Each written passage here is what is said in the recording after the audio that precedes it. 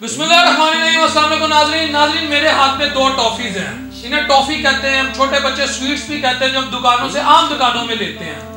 یہ بھی کورڈ ہے، یہ بھی کورڈ ہے۔ اب اس ٹافی کا میں ریپر جو ہے نا وہ کھولتا ہوں، یعنی اتار دیا میں نے اس کو میں نے انکورڈ کر دیا ہے۔ اب یہ کورڈ نہیں ہے، نیکڈ ہو گئی ہے، جسے کہہ سکتے ہیں ننگی ہو گئی ہے، برہنہ ہو گئی ہے ٹافی۔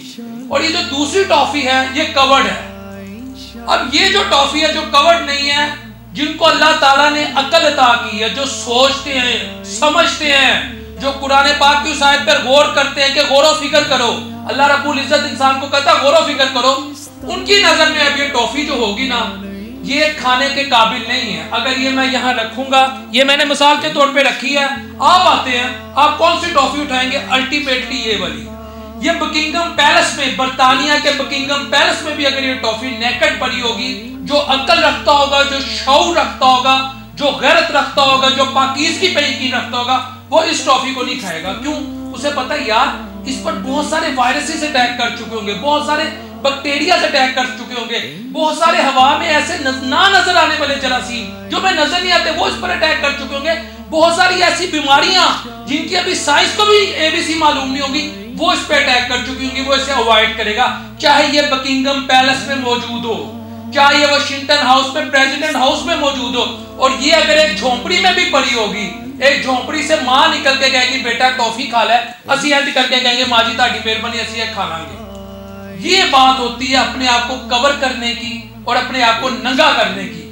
وزیر اعظم عمران خان صاحب کا ایک بیان آتا ہے کہ یار عورتیں جو ہے ہماری جو مائیں بہنیں بیٹی ہیں، کیونکہ مائیں بہنیں بیٹیاں سانجھی ہیں، اگر یہ اپنے آپ کو کور کریں گی، مناسب کپڑے پہنیں گی تو ان پہ جنسی تشدد نہیں ہوگا، یہ درندگی سے بچیں گی، یہ گندی نظروں سے بچیں گی، ان کے ساتھ کوئی جنسی زیادتی نہیں کر سکے گا، اس کے چانسز میں کمی واقع ہوگی۔ تو اس میں کیا انہوں نے غلط کہہ دیا؟ اس بیان پر جو غیر ملکی صحافی کو امریکی ٹی وی کو بیان دیا، ایسا طوفان بدتمیزی کھڑا ہوا، ٹویٹر پہ سٹیٹس لگا دیا سلیکٹڈ پی ایم۔ تو میں کہتا ہوں واقعی سلیکٹڈ پی ایم کہاں سے سلیکشن ہوئی ہے؟ اللہ نے سلیکشن کی ہے کہ جہاں بے حیائی پھیل گئی ہے اور ان کو کوئی چار عقل کی باتیں بتا دے، اس قوم کی بیٹیوں کو بے قابو ہو گئی اس کے بیان سن کے، اوہو جی عمران خان نے کیا کیا۔ اس ملک کو اس لیے حاصل کیا گیا تھا کہ یہاں جو ہماری اجتماعی زندگیاں ہوں وہ قرآن و سنت کے مطابق ہو۔ اگر مریم اورنگزیب آپ کو تکلیف ہوتی ہے، شیرین امان آپ کو تکلیف ہوتی ہے، تو آپ کے اس پاگل پن کا ہمارے پاس قطعاً کوئی علاج نہیں ہے۔ یہ بالکل ٹھیک بیان ہے کہ عورت کو اپنے آپ کو کور کرنا ہے۔ مغرب نے عورت کو برہنہ کیا، مغرب نے عورت کو کمرشل کموڈٹی بنایا، مغرب نے عورت کو سیکشول کموڈٹی بنایا۔ آج مغرب میں کسی لڑکے سے پوچھو 10 سال کے تیرے باپ کا کیا نام ہے، تیرے والد کا کیا نام ہے، کسی کو اس کے باپ کا نام معلوم نہیں ہے۔ کیا یہ کسی شخص پر اس سے بڑی کوئی بربریت کسی معصوم بچے پر ہو سکتی ہے کہ اس کو اس کے باپ کا نام نہ معلوم ہو؟ مغرب کو آپ فالو کرتی ہو، مغرب میں تو چھوٹے بچوں سے ان کے باپ کی آئیڈینٹی چھین دی گئی ہے۔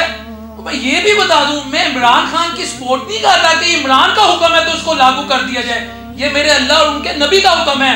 70 تقریباً اللہ کمی پیشی معاف فرمائے 70 احادیث ہیں جو پردے کا اور شرم و حیا کا حکم دیتی ہیں۔ قرآن پاک میں سورہ نور آیت نمبر 30 کیا کہتی ہے؟ مردوں کو اپنی نگاہیں نیچے رکھو۔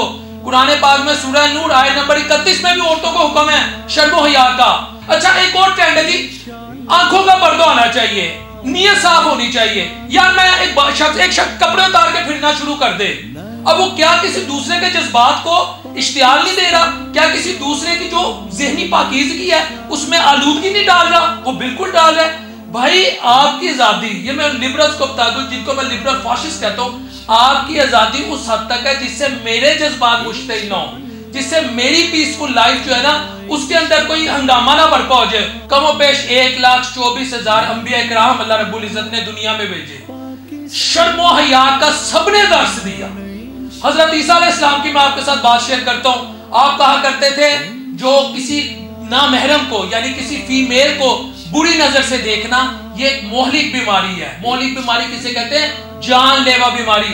حضرت داؤد علیہ السلام نے شرم و حیا پہ بڑی بات کی ہے، یعنی یہ جس نبی کی بھی بات کر لیں، جناب رسول کریم صلی اللہ علیہ وسلم نے تو کی ہے، اس کے علاوہ جتنے بھی انبیاء کرام آئے ہیں جن کی تعلیمات ہم تک پہنچی ہے، آپ بات ان کی سنیں، سب نے شرم و حیا کا درس دیا ہے۔ ہمارے لیے حضرت عائشہ صدیقہ رضی اللہ تعالیٰ عنہ اور بی بی فاطمہ علیہ السلام، یہ ہماری مائیں ہیں، یہ ہمارے لیے مقدس دنیا کی میں کہتا ہوں روئے زمین کی مقدس ترین خواتین ہیں. ہماری ماں بہنوں بیٹیوں کو انہیں فالو کرنا ہے, ان کا طرز زندگی فالو کرنا ہے, ان سے شرم و حیا بھیک میں مانگنی ہے, ان کے در کی مانگت بن جائیں. میں ان خواتین کو جو آج کبھی کسی انڈین ایکٹریس کو فالو کرتی ہیں, کبھی کسی امریکن ایکٹریس کو فالو کرتی ہیں, یہ دیکھنے کے لیے کہ ہم ماڈرن بن جائیں. نہیں, آپ لوگوں کو چاہیے بی بی فاطمہ علیہ السلام اور حضرت عائشہ صدیقہ رضی اللہ تعالی عنہا کے در کی مانگت بن جائے, وہاں سے شرم و حیا مانگے, ان کی تعلیمات پڑھیں, ان کی زندگی پڑھیں, پھر آپ کو پتہ لگے گا شرم و حیا ہے کیا. اور جب آپ ان کا طرز زندگی کا 1% حصہ بھی, ان کی زندگی کا 1% حصہ بھی اپنی زندگیوں میں لے آئیں گے, آپ ماڈرن بھی ہو جائیں گے. اور جو نئے چیلنجز ہیں, جو آج کے دور کے چیلنجز ہیں 21ویں صدی کے کسی بھی خاتون کو جو اس کو ڈیلی بیسس پہ فیس کرنے پڑتے ہیں, you will meet them successfully, اور آپ سکسیسفلی چیلنجز سے نبراز پاؤں گے. یہ ہے زندگی جینے کا طریقہ. اس سے زیادہ کچھ نہیں کہوں گا. اگلے پروگرام تک محمد ڈاکٹر بلال شفیع کو, میرے کیمرہ مین تقویر صاحب کے ساتھ اجازت دیجیے. اللہ نے